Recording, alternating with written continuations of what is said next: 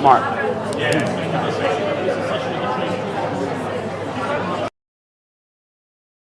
That should be fine, cheers. Or we just drop it into. Yeah, I bet that should be fine. Happy?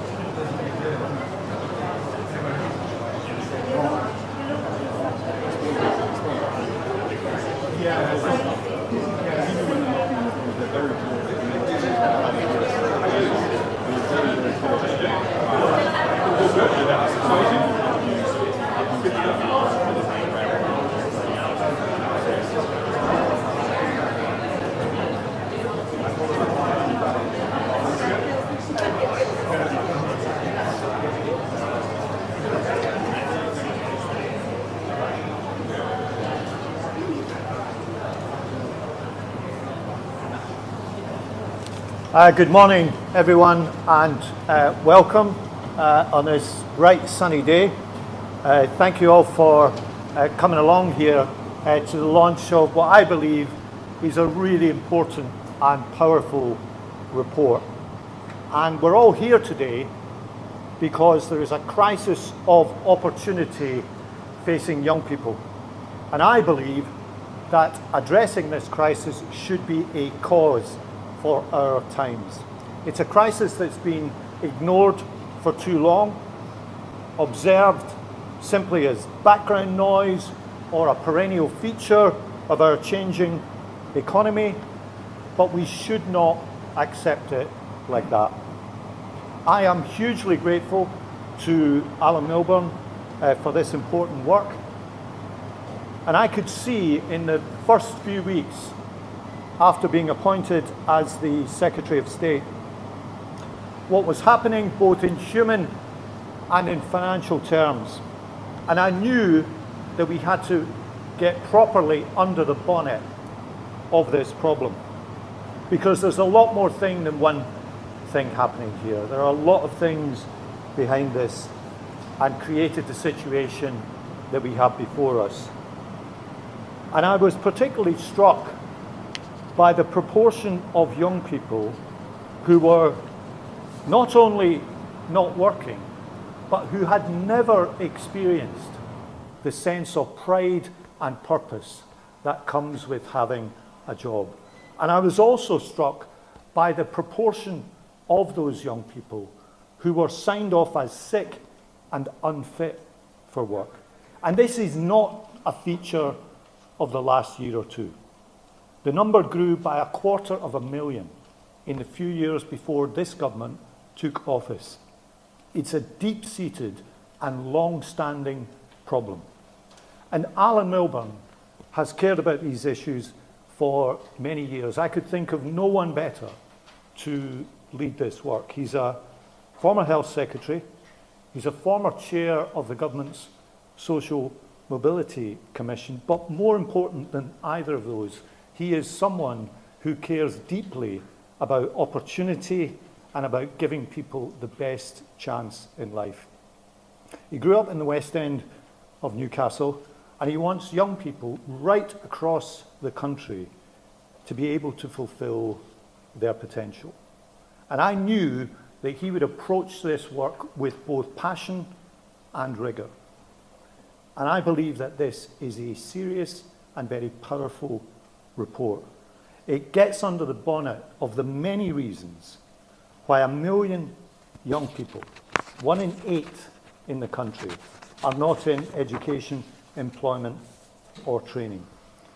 What they're learning or not learning, their work readiness, and how they interact with different parts of the system, including the part of the system that I'm in charge of, the benefits system. Now, I think we've made a major and important start in addressing the problems highlighted in this report through our youth guarantee, which is not all yet in force, but will be coming into force over the coming months and over the coming year. And then we will have Alan's final report later in the year, which will set out more on the solutions to the problems highlighted in this interim report. And I'm clear about one final thing. Although I commissioned this report, I'm clear that responding to it is not just a cause for one department or one Secretary of State, but for all of government and indeed beyond government, for education, for business, for the whole country, if we're going to really face up to this challenge in the way that I hope that we do. So Alan is going to take you through the findings. I should say, just before finishing, I will have to leave the event a little bit early because I'm going to join the Prime Minister on an event meeting apprentices today to highlight some of the issues in the report and indeed some of the great stories about what can happen when people really do get a chance to improve their lives. But for now, over to Alan.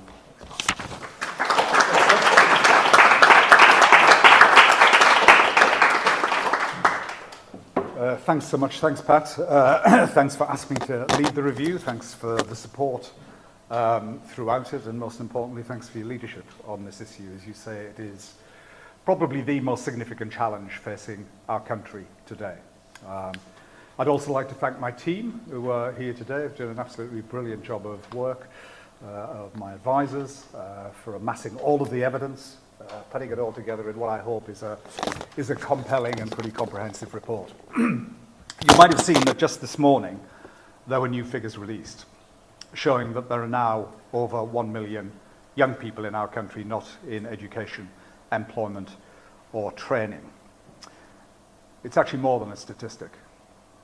It's a warning that far too many young people are reaching adulthood only to find the door to opportunity closed. They're neat.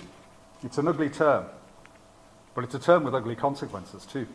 Aspirations thwarted, confidence drained, futures narrowed before they've properly begun. During the course of this review over the last few months, I've met, spoken, heard the views of hundreds of young people. Their voices sit at the heart of this report. Behind the statistic lie 1 million individual lives, all different, but with one thing in common. Not one of them wanted to end up being not in education, employment or training. I start with a very simple proposition. When Pat first asked me to do this work, I came to it with this view. Every young person has something to give, a skill, an aptitude, a potential. Every one of them should have an opportunity to learn or to earn. But the neets rate in our country has barely been below 10% in 25 years. It's one thing to be ignorant about a problem. It's quite another to be neglectful. And I'm sad to say that for far too long in our country, the neet crisis has been swept under the carpet. Not any longer. This review exists because today Britain faces a genuine generational fault line. We do not just have a chronic problem. It is getting worse, not getting better, and we have neither a system or a plan to deal with it. A decade or more ago, the problem was temporary youth unemployment. And youth unemployment today is still, of course, far too high. But now it is something deeper and far more corrosive. It is youth detachment from the labour market. Nearly 6 in 10 young people who are NEET today are economically inactive. That means they not only don't have a job, they're not looking for a job. 6 in 10 have never had a job. 20 years ago, that figure was closer to 4 in 10. Detachment is no longer temporary. For too many young people, it is becoming permanent. If the current trajectory continues, within 5 years, we forecast in this report that today's 1 in 8 young people who are NEET will climb to 1 in 6. We are at risk of a lost generation. There is much talk, of course, of this being an economic or a fiscal crisis, and indeed it is. The cumulative cost to our country of almost 1 million young people outside of education and work is estimated in my report at £125 billion a year, more than we spend on education. But the principal cost isn't borne by the taxpayer. It's borne by the young person. Being NEET has a long-term scarring impact. Cost to their confidence, cost to their health, cost to their future income. For those who spend the whole period from 18 to 24 years of age outside of education and work, as about a quarter of 24-year-old NEETs do, the lifetime loss can approach £300,000. That is not an abstract number. It's a deposit never saved, a home never bought, a pension never built, the hope of a good life never realised. So this is more than an economic crisis. It's a moral one. So the question today is no longer whether the current position is somehow unfortunate, it's whether it's sustainable. My answer is no, it is not. As a growing older generation becomes increasingly reliant on the next generation to sustain it, every young person has to have more opportunities to learn or earn and to get a job. The problem is that for too many young people, opportunities are not growing, they're shrinking. Reversing that starts with understanding what is driving it in the first place. This is the first of 2 reports that I'll produce, as Pat was saying. The next, in the autumn, will provide proposed solutions to the NEET crisis. This first report diagnoses the problem. It contains a huge amount of data analysis, new research, surveys of young people, employers, teachers, health professionals. During the course of this review, we've spoken to countless organisations: disability charities, youth organisations, businesses, schools, colleges, health professionals, councils, mayors, political leaders. I've been around politics and public policy for more decades than I care to remember. I can genuinely say I've never come across an issue as visceral as this with the public. Wherever I've been, whoever I've spoken to, I've come across a deep concern, bordering on a fear, about the future facing young people. Parents are more worried than ever about their kids. Grandparents too, about their youngsters' prospects for a job, a home, a decent future. For decades in Britain, the foundation of our unwritten social contract has been that each generation would be able to do better than the last. That great British promise for this generation is being broken. The 1 million young people who are NEET are its leading casualties. They've been hit by a perfect storm. A generation ago, almost 2 in 3 of this age cohort were in work. Today, it's barely 50%. For under 18s in education, the number also holding down a job has halved during that time. Now, there's been much focus about the impact on youth employment of recent policies like the youth minimum wage and the rise in national insurance contributions. Employers repeatedly raised this with me as an issue, and it is true. The changes have had an impact. It's always a risk for an employer to take on a young person precisely because they're unproven. So if public policy wants more young people in work, it has to minimise risks and maximise incentives for employers. But no one should pretend that the structural change that has been taking place in the youth labour market has only recently been triggered. Over the last few decades, Britain has had a jobs boom, but one that has largely passed young people by. Entry-level jobs have long been in sharp decline. Compared to the start of the century, there are 1.6 million fewer low and medium-skilled jobs in the economy. Vacancies in hospitality have halved in the last 4 years. Saturday jobs have long since been in free fall. Apprenticeship starts amongst young people have fallen by 35% over the last decade. The first rung of the ladder in careers has thinned. For too many young people, it is now simply out of reach. That places them in a hopeless catch-22 position, where employers ask for work experience, but opportunities for young people to gain it have either narrowed or have gone. And by the way, that is before the impact of the AI revolution to come on jobs and workplaces. For decades, falling labour market participation was offset by rising education participation among the young. But in recent years, that too has plateaued and has marginally fallen. The biggest falls have been in further education and apprenticeships, the routes most accessible to the potentially NEET cohort. Fewer opportunities there in education mean more young people ending up being NEET. So none of this is a recent phenomenon. It's a long-term structural change. And yet for too long, public policy has treated youth disengagement mainly as a supply-side problem. Make young people more employable, raise standards in schools, improve their skills, toughen their benefits. All of these things matter, but they're not enough if the labour market, the demand side, is no longer reliably bringing people in. It's striking that almost 1/3 of today's NEETs have got good GCSEs, 15% have a degree. Being NEET used to be something that happened to other people's children. Now, parents in all parts of the country worry it could be their child. If the NEET problem is to be solved, change will be needed not just on the supply side, but on the demand side too, in labour market policy and in employer practice. Both will be needed because there's also been a fundamental change in the makeup of who is becoming NEET. There is no singular explanation for the NEET problem worsening, but there is one standout change. Over the past decade, the proportion who say they're NEET due to a work-limiting health condition has increased by 70%. The proportion of NEETs citing mental health or conditions like ADHD and autism as their primary condition has more than doubled. For the first time in perhaps 2 centuries, changes in health, especially in mental health, are impeding economic growth and causing a contraction in the supply of labour. Poor health reduces participation. Reduced participation worsens health. Worsening health makes return to work harder still. This is the vicious cycle that simply isn't being broken. Once health-related inactivity takes hold, it sticks.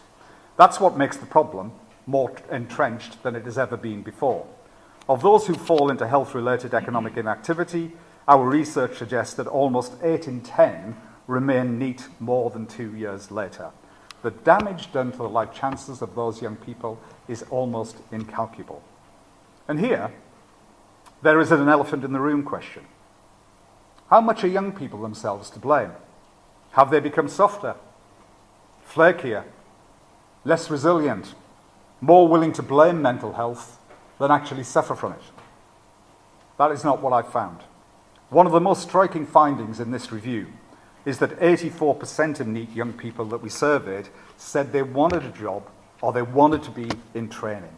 So I do not accept the caricature of a generation that is not interested in work. This is a generation that wants the chance to work. I do not accept that mental health is simply an excuse. We've drawn on Professor Peter Fonagy's brilliant work on mental health prevalence, which confirms that distress among the young is real and it is rising. I do not accept either that the answer is to tell young people who are struggling simply to try harder. The young people I have met are trying, applying for dozens, sometimes hundreds of jobs, hearing nothing back. And it is silence that does not just dent confidence, it kills hope. There is no shortage of effort on the part of young people. The shortage is of opportunity and of support. Young people today are different. Not worse, not lazier, not less capable. Different. They've grown up in a digital world. They were hard hit by the pandemic. They're more open about mental health. They are more anxious. In a world of greater uncertainty and less opportunity, perhaps that is not so surprising. Every generation is different from the one that went before it. The systems that support them into adulthood have always had to adapt. This time, they have not. That is not a failure of young people. It's a failure of a system stuck in the past. Of course, personal responsibility matters, effort matters, habits matter, families matter. Aspiration cannot be gifted by the state. Young people have obligations, families have responsibilities, parents as well. But it is dishonest to pretend that individual effort alone can overcome systems that are designed to solve yesterday's problem and not today's. My core diagnosis is that the system set up to support young people from the world of education into the world of employment is no longer working. In too many cases, it does not just fail to tackle the problem, it reinforces it. Whether it is education, or health, or welfare, that system fails to enable their participation in the labour market. Instead, all too often, it ends up putting young people on a path to a life not in jobs, but on benefits. Take education. Good qualifications are still one of the best defences against a young person becoming neat. But schools, like colleges, are measured overwhelmingly on attainment, not on outcomes. That's how they're recognised, rewarded, regulated. In our survey of teachers, almost 3/4 said the curriculum put too much emphasis on passing exams and not enough focus on preparing young people for work. More than 2 in 3 of our survey of neat young people agreed. Only 3% of employers who recruited 16-year-olds cite a lack of literacy or numeracy skills as being the problem. They point instead to a shortage of attributes, communication skills, collaboration skills, agility, adaptability. Today's workplace needs those skills. Tomorrow's, even more so. Ensuring fewer young people leave school at risk of becoming neat depends on getting the right balance in the school curriculum and the right exposure to work experience and to careers guidance. Today, the UK has amongst the lowest levels of school work experience internationally. When employers constantly tell us that this generation is not work ready, it's obvious that balance, despite welcome government reforms, is still not right. Similarly, the NHS. It categorises young people as being unfit to work, not least through the GP fit note process, when with help, support and early intervention they would be able to do so. The health system, frankly, doesn't see it as its role to help them into work. Instead, a health diagnosis becomes a gateway into a life on benefits and outside the labour market. Yet as tens of thousands of disabled people prove every single day, it's entirely possible to have a diagnosis and a disability and still be able to participate, providing, of course, you get the right support. Welfare. The welfare system must always protect those who cannot work. It must always be there to provide financial security for people with severe or enduring disabilities. That is non-negotiable. But for young people who could participate, the welfare system should be supporting them to do so. Today, it is not. It is focused more on income replacement than helping young people into work. Our analysis shows that for every £25 we spend on benefits for young people, we invest only £1 in employment support for them to get a job. Frankly, that is shocking and it is shameful. Not least when almost half of the young people claiming health or disability benefits believe they could work now with the right support or in future if their health improves. The welfare system is founded on a deficit model of disability, one that pays for what a young person cannot do rather than investing in what they could become. It is sucking more people in and keeping them there for longer. If current trends persist, we forecast that 1 in 20 of all today's 5-year-olds will be on incapacity benefit by the time that they are aged 22. That speaks to 2 things, of course, for welfare reform, but also for far earlier interventions in the system. The welfare system does not have increased labour market participation among young people as a core objective. Analysis for this review shows that only around 1 in 5 young people who are neat are getting meaningful employment support from the welfare system. £8.1 billion is being spent on key benefits for young people. Across disability, incapacity and unemployment benefit, less than half of that spend has any participation support or requirements attached to it. The system writes young people a cheque, but it doesn't help them build a plan. These fault lines mean more and more young people are being trapped on benefits for longer and longer. The numbers leaving the benefit system 5 years after first claiming a health or disability benefit have fallen by 40% in just a decade.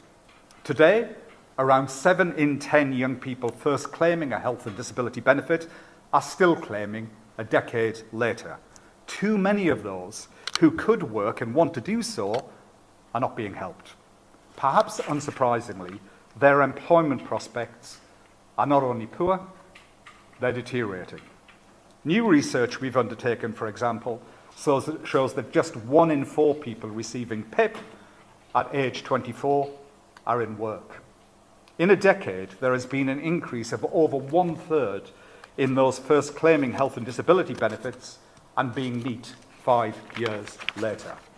Today, of those who first claimed a health and disability benefit aged 16 to 24, almost half are not in work or education 15 years later. 15 years. That is a catastrophic failure. The truth is, for decades across the system, education, health, welfare, we have been spending billions managing failure and pennies preventing it. Becoming neat doesn't start at the age of 16. A child who is not school ready at the age of 4 or 5 is 3 times more likely to be neat at the age of 16 or 17. And yet our analysis shows that over very many years, decades, prevention has been cut at every level. Early years, public health, youth services, further education. What has grown is crisis spending, late intervention, and income replacement. The tragedy is that we're paying more to manage the consequences of youth disengagement than being prepared to invest in preventing it. We end up spending more to achieve less. Worse outcomes, but higher costs. It's obvious from this assessment that reform is long overdue. In education, skills, health, labour market, and welfare. There is much focus on the latter, and rightly so. But welfare reform without wider state reform will not deliver the goods for this generation. The same is true for labour market reform. It is a whole system reset that is now needed. Today, responsibility for helping young people from education into employment is dispersed across a bewildering array of organisations. Each institution optimizes for its own metrics. There is no shared accountability. There is no clear governing philosophy. Confusion reigns between what happens nationally and what is owned locally. Data is not shared. No amount of reform to individual policy areas or to institutions will fix this. The architecture itself is the problem. It is young people who fall through these structural fault lines. You know, one of the most troubling findings of this review is how many are hidden from the very system meant to help them. In England alone, in 2023-24, around 314,000 18 to 24-year-olds were neither in work nor in education and were not claiming benefits. A system serious about participation would know who these young people are and would do something to help them. Ours do not. They're out of work, out of sight. Frankly, they're out of mind. This is a whole system failure. Now, the government has made a start in trying to reset it. The work that Pat is leading, the Youth Guarantee, is enormously welcome. Apprenticeship reforms are welcome. The focus on school attendance, SEND reform, work experience, and the post-16 skills system. These are all positive steps in the right direction. The same is true of the recognition in the 10-year health plan that economic activity and improvements in health, mental health particularly, have to be addressed simultaneously. So too, the government's youth strategy. Each of these are serious steps. They deserve acknowledgement, but no one should pretend they're enough, either in scale or design. There is no glue that binds them together, no shared objectives, no shared incentives, no shared accountabilities, no one to join the dots. If ever there was a case for mission-based government, this is it. It's not a new programme that is needed. Down the years, we've had no shortage of those. YTS, New Deal, Future Jobs Fund, Youth Contract, traineeships, kickstarts. This is not a record of passivity. It is a record of sustained policy effort. But here's the hard truth. Despite all that effort, the problem not only persists, it's getting worse. Why? Because new initiatives laid on top of a system that is broken cannot work. It is not a new program that is needed. It's a new approach. From a welfare state that is exacerbating inactivity to a working state that builds opportunity. The old welfare state was built for a different age. Its great historic mission was to protect people against unemployment, sickness and poverty. That mission, of course, remains vital. A decent country must always protect those who cannot work. But for this generation, protection is not enough. For young people who can participate with the right support, the system has to be more than a safety net. It has to be a springboard. The working state has to be powered by multiple levers, as much by education and health change, as labour market and as welfare change, as much by employers as by governments. Because this is more than about policy. It's about the kind of country that we want to be. It sometimes feels, when I look at it, that there aren't many causes left in modern British politics. But this is one. The scale and impact of this problem can no longer be ignored. We cannot throw a whole generation of young people on the scrap heap before their adult lives have properly begun. The change cannot simply be about saving money. It has to be about saving and improving life chances. It's not about yet more iterative reform, it's about a fundamental system reset. In the end, politics, as we know, is about choices. Over 2 decades ago, politics made it the choice to end pensioner poverty and to halve child poverty. Today, the choice has to be to make the next generation the focus of our politics, our efforts, our resources. Building a better future for the next generation can be the cause around which the whole country can unite. Not just government, but employers and educators, local leaders and local charities, parents and communities. Our country's future relies on the next generation. It is the job of this generation to ensure that every young person in the next generation, regardless of their background or their circumstances, has more opportunity to learn or to earn. This, in my view, should be the priority for government. More importantly, it should be the priority for us all. Thank you very much.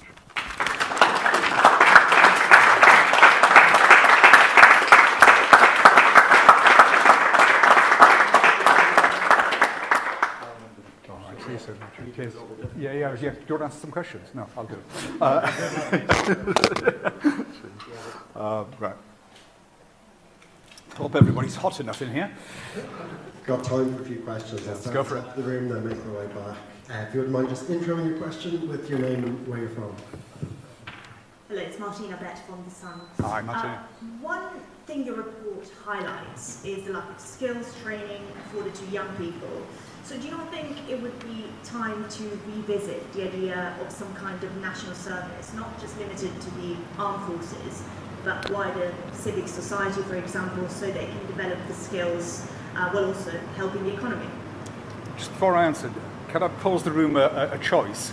Do you want to be able to hear, or do you want to be able to sweat? Hear. Right, okay, let's switch it back off, because I can't hear either. But I'm wearing a suit jacket, unlike most of you, but anyway. Look, it's a great question. And I think, you know that this report is really not about solutions at this stage, okay? But you can probably see some of the direction that we're beginning to travel in here. I think the starting point has got to be, you've really got to understand who these young people are. So this is a point that Charlie Mayfield's here with us this morning. He's done absolutely brilliant work with his Keep Britain Working review, and Charlie talks a lot about the fact that there is not one cohort. There's a series of cohorts here, and one of the cohorts is people who are sort of it's what I call the breadroom generation. You know, young people have been stuck in their bedrooms, doom scrolling at night. You know, sure, Peter had been around the country talking to these young people, and their report came out last week. And, you know, it's pretty obvious that, you know, they get stuck in a particular pattern and a particular rhythm. And frankly, the idea that they're going to step straight out of their bedroom, straight into a full-time job, is pretty fatuous.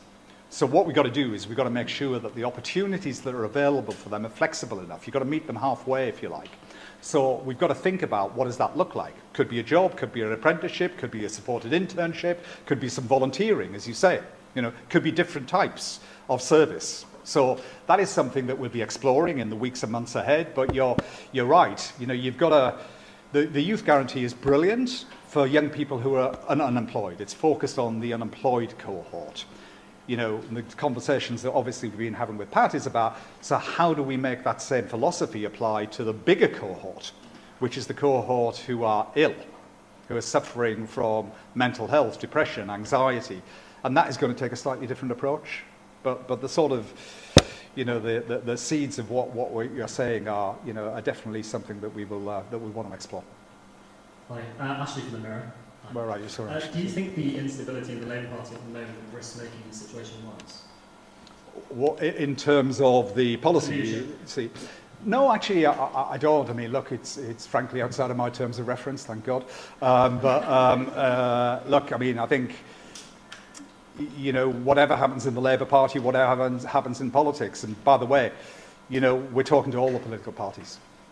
You know, I was talking to Helen Waitley, the Shadow Works and Pensions Secretary, just this morning as we were doing the media round. I spoke to her yesterday as well. So this has got to be something that is for politics in general to sort. Yeah? And honestly, if politics can't get its act together and deal with the future of this generation, then honestly, people will take a view about politics, which is that it's not working. And when that happens, bad things happen. So my view is that, you know, whatever happens, whoever's around, whoever's up, who's ever down, whoever's in power, this is an issue that is not going to go away. Okay? The question is somebody going to lean into it and solve it? Thank you, Natasha from LBC. Hi. Thank you, Mr. Milburn. Your report says that the UK was around the European average back in 2014 for neets, but in 2025 only Romania had a higher neet rate than the UK. Why do you think that is? Why have we fallen so far behind? And of course, you were as part of the last Labour government in the 2010s. I believe that it was around 2010 that, in 2000s, I believe it was around 2010 that we started spending more on defence, benefits and defence. What responsibility do you think previous Labour governments had for this problem? When do you think this problem started? Look, this problem, as I said, you know, in my speech, it goes back decades, you know, and it's been one of those issues that, you know, people have seen it, but they've not really looked at it. You can't have a consistent neet rate of 10% for 25 years. It's only fallen once below 10% during the pandemic. Okay? So this is a structural thing. And it's obviously a really difficult thing to deal with. You know? So the easiest thing is to do the blame game. Everybody wants to blame everybody. You know, blame the smartphones, blame the parents, blame the benefit system, you know, blame the employers, blame the politicians. Sure, blame the politicians, fine. You know, but that doesn't get you anywhere. You know? It really doesn't. You've got to understand what the hell is going on, why it's getting worse, not better. You've got to take a systems-wide view of it.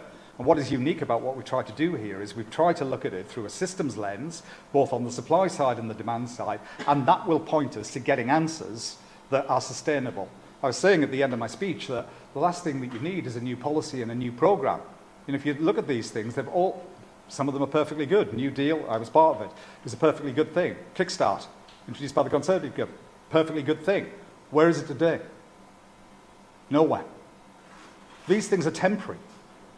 One of my advisors said to me in the course of a conversation, he said, isn't it a bit crazy that once in a generation, politics decides that this is a really big issue, and then we invent from scratch a brand new policy and a brand new program? Well, what is needed is a sustained strategy and proper architecture, and that is what we're going to do. Hello, Francis Reid, Channel 4 News. Hi. You say no blame game, but the generations in charge across businesses, across the government, get it and actually understand what young people face? And in your view, from what you've seen, how much is it about government versus business, with growth, with business confidence? Because if you're not pulling the right levers, if the economy's bad for everybody, then no one's hiring, and then they're at the front line of it. What's your kind of anecdotal approach to that? So I think in terms of the getting it thing, I mean, honestly, you can barely have a conversation about this anywhere. I mean, you know, the media appetite is insatiable on this. Why is it insatiable? Because out there, it's the biggest worry that parents and grandparents have. Doesn't matter whether you're a business guy, doesn't matter whether you're a grandparent, doesn't matter who you are. Everybody is now worried that the opportunities that previous generations have had are not going to be available for this generation. That's what makes it visceral. So when you ask me, do people get it? You bet they get it. You know, and that's true of CEOs of businesses. We were talking just earlier this week with my team to the leaders of, you know, Amazon, John Lewis, Marks and Spencer's, McDonald's, you know, big businesses who employ a lot of these sort of young people in entry-level jobs.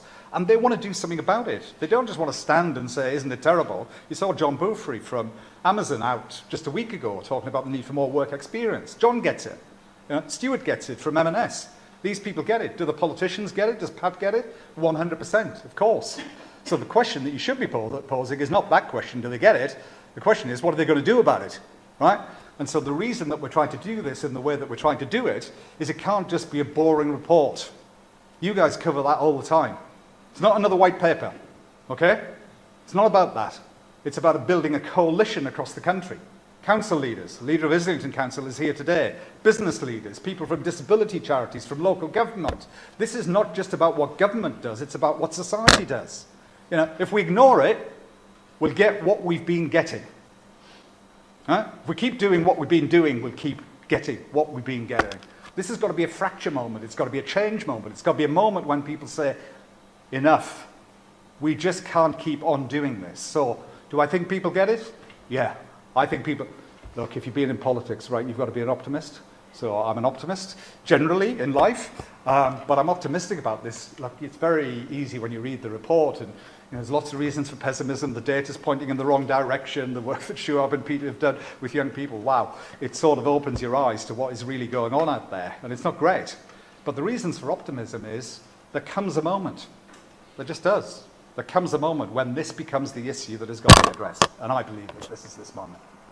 What about the economy bit of the question? So say again, repeat it. So sorry. You said there was a bit of that question that was about the economy. Yes. Yeah. So look, you're not going. This is why the demand side is as important as the supply side. So you can fix the supply side. Let's just imagine for a moment that we fixed education, we fixed skills, we fixed health, and we fixed welfare. If there are no jobs for young people, what have we fixed? We haven't fixed anything. So we've got to make it more possible for more employers to create more jobs and more opportunities for young people to progress. And one of the really distressing things, you know, for my generation, we all sort of grew up with the idea that somehow you'd walk into work. You know, it could be just something part-time, it could be a Saturday job. In my case, it was delivering newspapers in the West End of Newcastle, which I got sacked from because I couldn't get out of bed, just like every other adolescent boy. And so that taught me a lesson. Haven't been sacked again yet. We'll see when I present the final report to Pat. So yes, so this is really important. And, you know, I don't make light of it. Employers are absolutely critical to this. Because unless we can generate more opportunities for young people, we're really not fixing the generational crisis. We have about 20 minutes, so people could just avoid asking follow-up so we can get the mic around the room, please. Thank you. Richard Partington from The Guardian. Hi, Richard. Will reform of health and disability benefits during a cost of living crisis not risk driving poverty? And can Labour be entrusted with this type of systematic reform that you're talking about, after last year having been forced to U-turn on benefits reform because of the risk of a backbench rebellion, after having focused heavily on cutting costs as opposed to driving up employment support? Thank you, Richard. Well, I've always taken the view that you live and learn. And I like to think that people in government, and Pat is one of them, have lived and learned. Look, if you frame welfare reform as all about cost out, and taking money away from people, particularly those who are sick and disabled, you are going to get an appropriate response, and that is what has happened. So what are we trying to do here? We're trying to do something entirely different, which is to say what is going on from young people from early years all the way through to the welfare system lens, what is it that we need to do to enable them to do what they want to do, which is to be in work? Okay? And to do that, people ask me all the time, should the benefits bill be lower? The honest answer to that question is yes, it should. But the sustainable way to reduce the benefits bill is not by plucking an arbitrary figure out of thin air and saying we're going to cut it.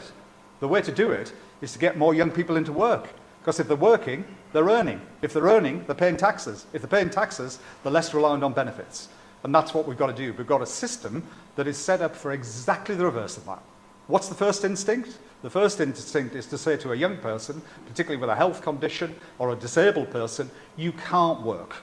Rather than saying to them, what would it be that would enable you to work? How can we help and support you to do so?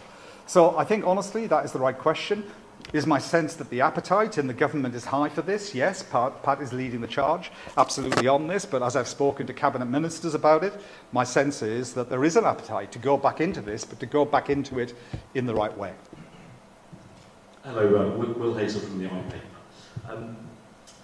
Alan, you clearly today are setting out the kind of diagnostic of what the problem is, and I appreciate the detailed set of recommendations will come later in the year, but yep. Are you able to give us a flavour of the sort of package of welfare reform you're sort of looking at broadly? And I'll be talking about, for example, more conditionality when it comes to young people, so that if they don't engage in, say, work or training, that they will see reductions or complete withdrawal of the benefits they're currently receiving.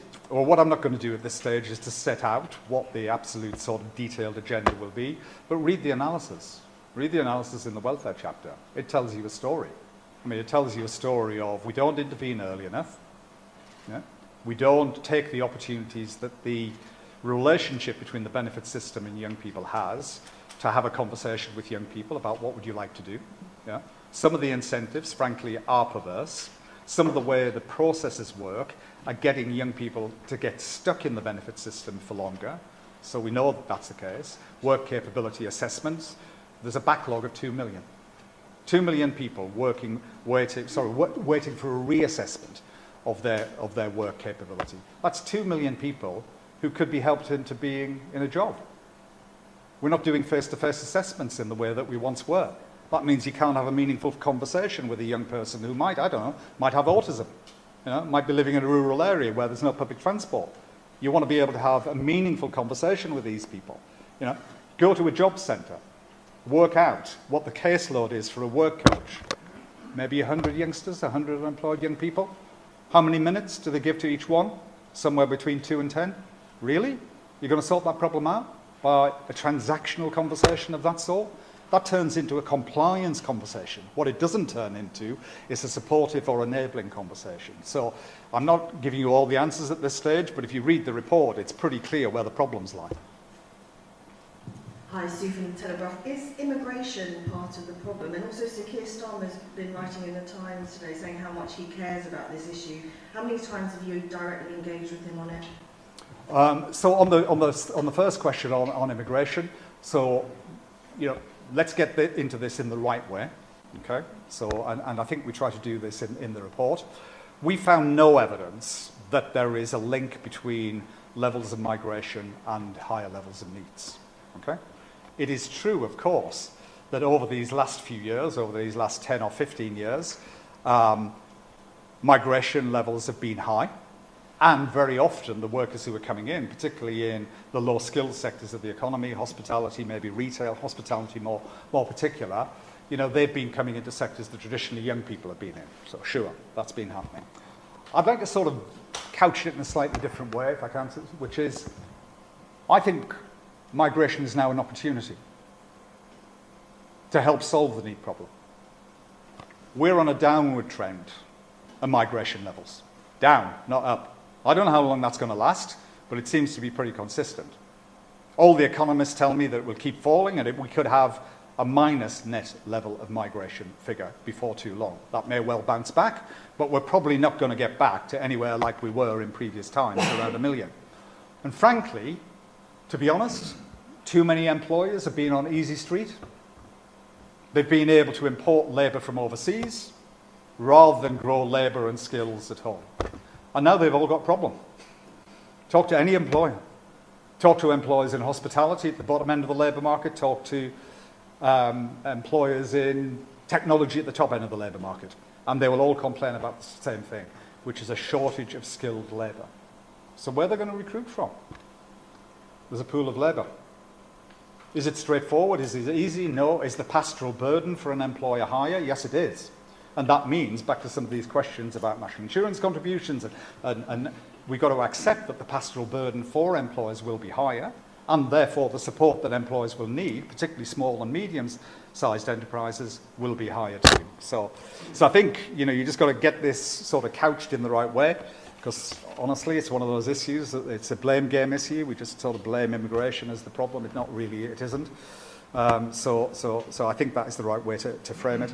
As far as Keir is concerned, look, he's taken a huge interest in all this all the way through. He's been right about it in the Times today. He's on this visit with Pat. And I've got no doubt for him that the passion burns around this very brightly, as it should for every single politician. I don't care whether Labour, Tory, Reform, Green, Liberal Democrat, Plaid Cymru, SNP. I'm talking to all of them. Okay? Why? Because this is an issue that it's got to straddle beyond party politics. It's got to straddle beyond leadership questions. It's got to straddle beyond the to and fro of the political game. This is an issue that is visceral, it's fundamental, it's structural, and that will require political leadership from wherever it comes to address it.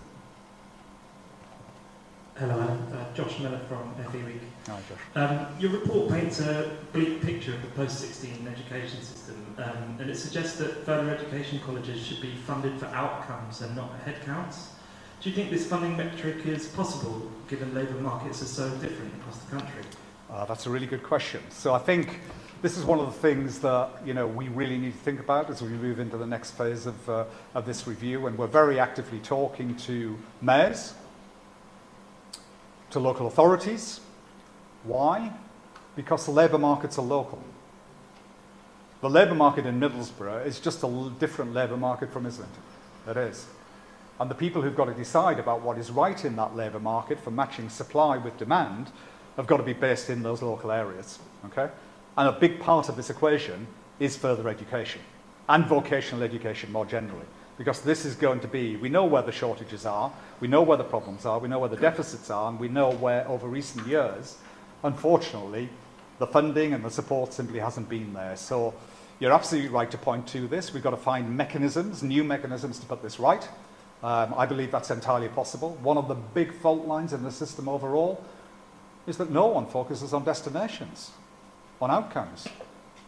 You get your 5 good GCSEs, that's great. You get a tick in the box, the school does well, it passes its Ofsted inspection. What happens if 30% of those kids end up neat? Is that a good result? Or is it a bad result? I would say that's a bad result. So we've got to sort of change the incentive system. We've got to change the inspection system. We've got to change what it is that schools and colleges are accountable for.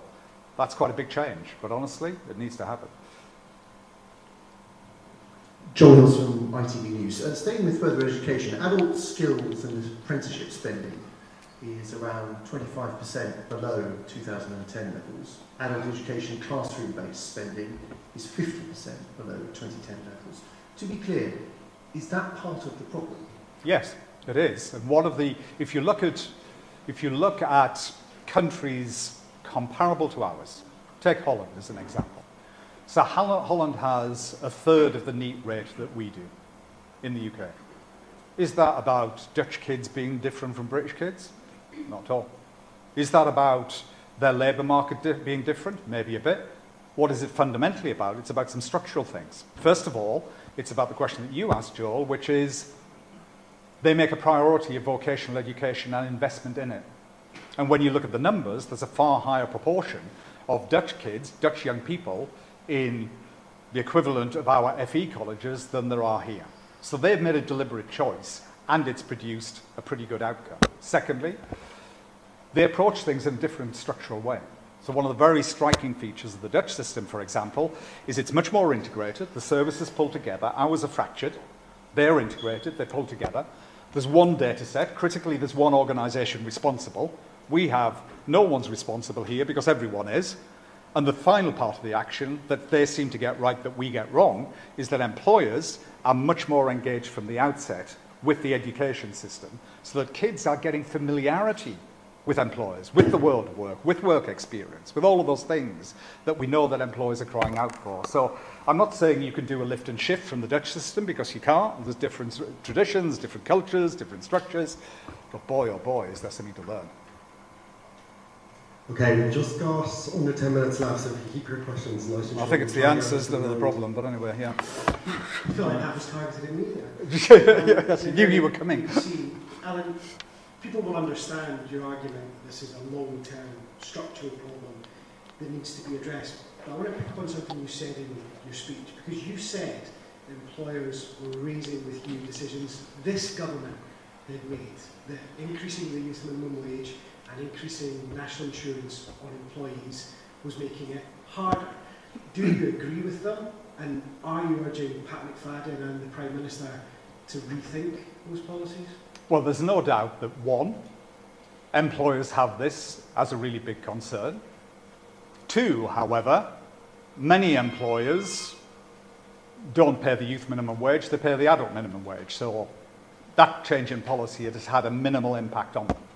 Three, there are very different views about this. So, for example, the Low Pay Commission, which is the body responsible for looking at this and assessing impact of its recommended policies, has concluded that there isn't one straightforward impact.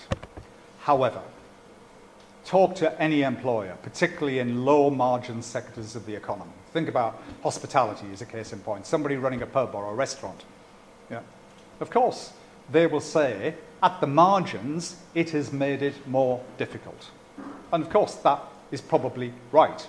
What we've got to do, as I say, is make sure that if we want to have more young people in work, then we've got to minimize the risks for the employer, we've got to maximize their incentives, but no one should pretend that the reason that we've got the NEET problem today, that we've got the fall in entry-level jobs that we have seen, that somehow or other that was triggered 2 years ago.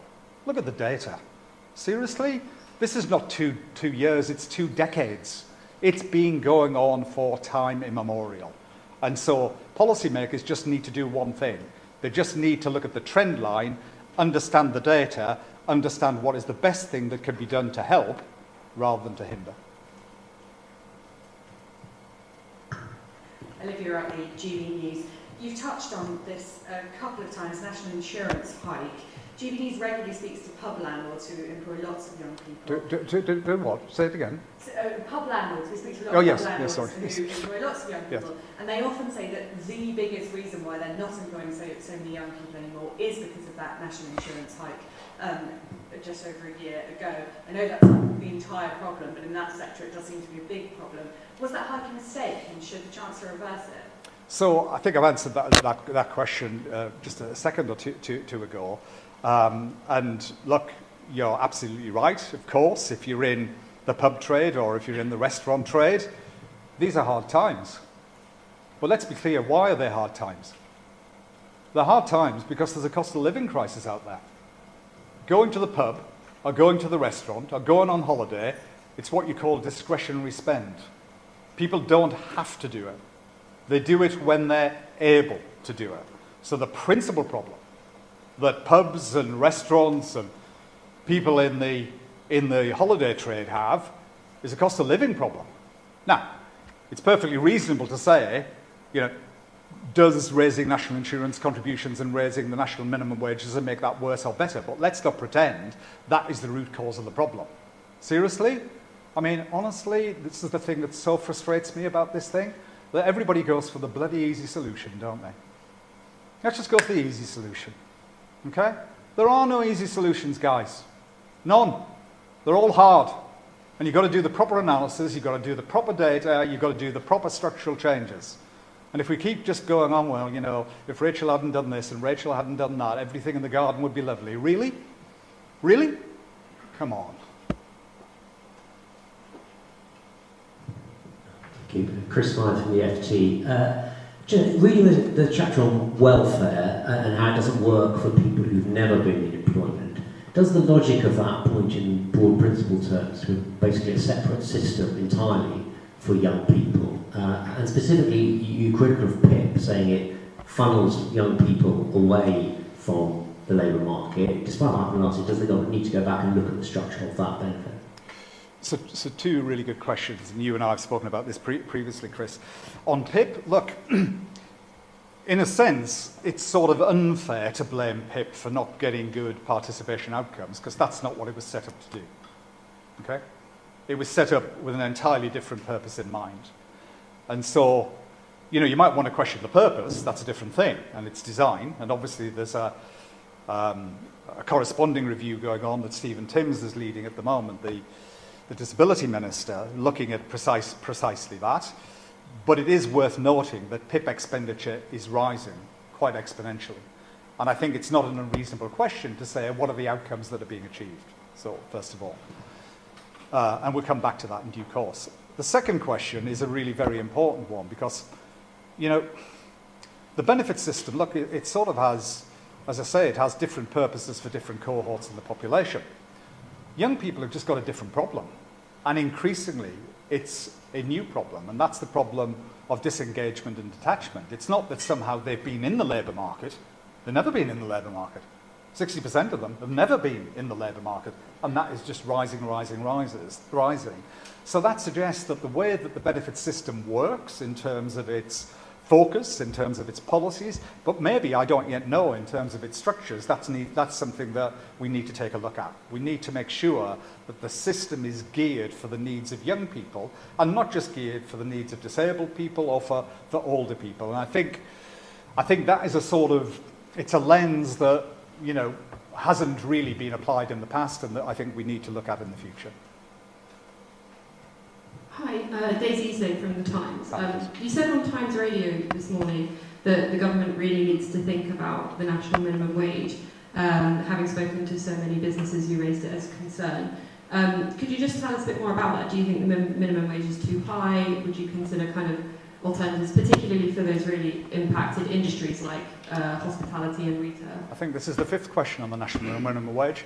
I'm not going to refer you to the answer I gave previously, because that's what Prime Ministers do, right? So I'm not going to do that, but I am going to refer you to the answer that I gave previously. Hi, Athena Stavru from The Independent. The report has laid bare the impact of mental health on young people entering the workforce. It says one group of 12 to 14-year-olds weren't going to sleep until 3 a.m. because they were doom scrolling. How do you think social media and smartphones has impacted this issue, and do you support a social media ban for young people? Well, the government is looking at that at the moment. I don't know when they're going to pronounce.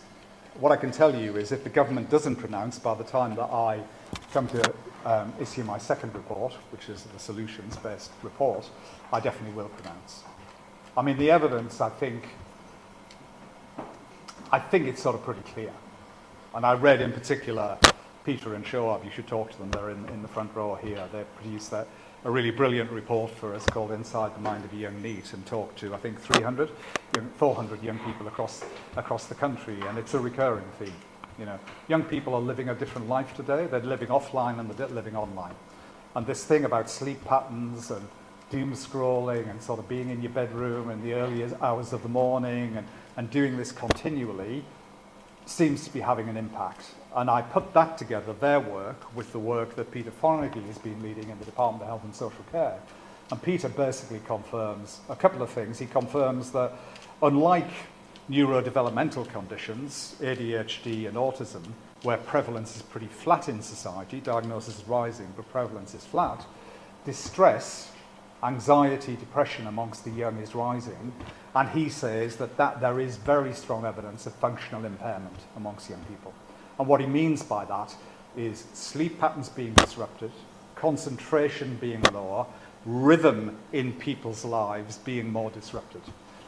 I don't know whether that is all about social media and the smartphone, and honestly, you'll never get to the root cause analysis in the end, but I don't think it's an accident. And I think we've got to really, really look at it seriously as an issue. We've got time for 2 more quick questions.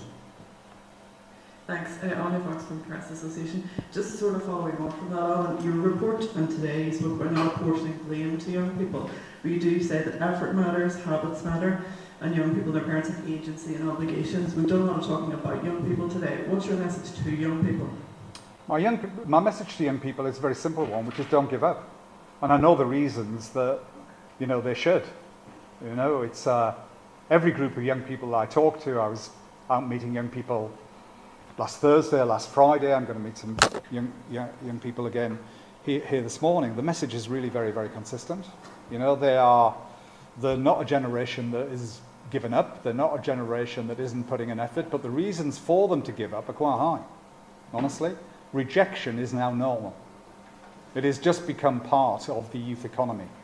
You put in an application, dozens at a time, you hear nothing back, you just get rejected. Can you imagine that happening to you every single week, all the time? No response, no feedback, no help to help you change, help you grow, to learn what you've done wrong is distinct what you might be doing right. So I think it's hard. I mean, honestly, I have a huge amount of empathy for young people today, and I think generally, honestly, I know there's a different story around about young people, but honestly, it's a myth, this story of not trying, being soft, being a snowflake generation. I just don't buy it. I think the fundamental problem that they have is that the opportunities that we all took for granted, you're a different generation from mine, but we had the same opportunities, and those opportunities are just not around in the same way. And if they're not, that exacts a very high price on them. And frankly, it exacts a very high price on our economy and our society, and we better do something about it. Hi, Sophie Church from the Daily Mail. You mentioned there's no links between immigration and the rise in needs, but new research yesterday found that 27 migrants are taking jobs for every one young Brit.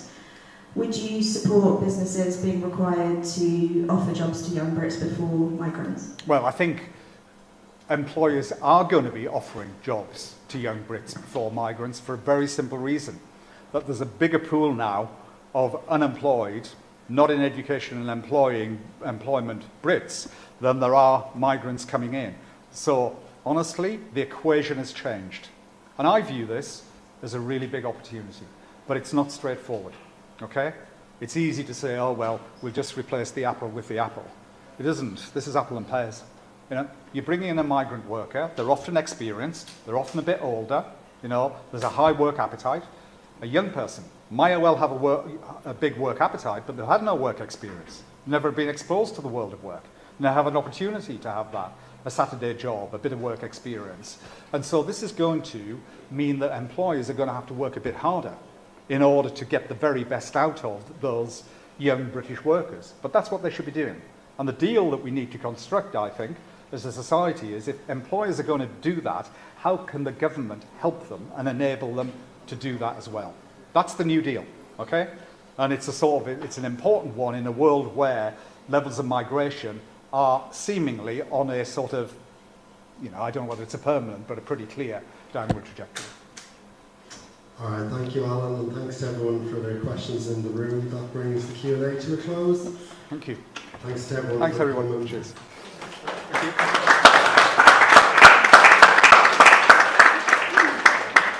If you wouldn't mind leaving the room as quickly as possible, please. Another event happening here straight after. Thanks for coming. Thanks, Joe. Well done. That's one. Terrific. Well done. All right. Is it all right? Brilliant.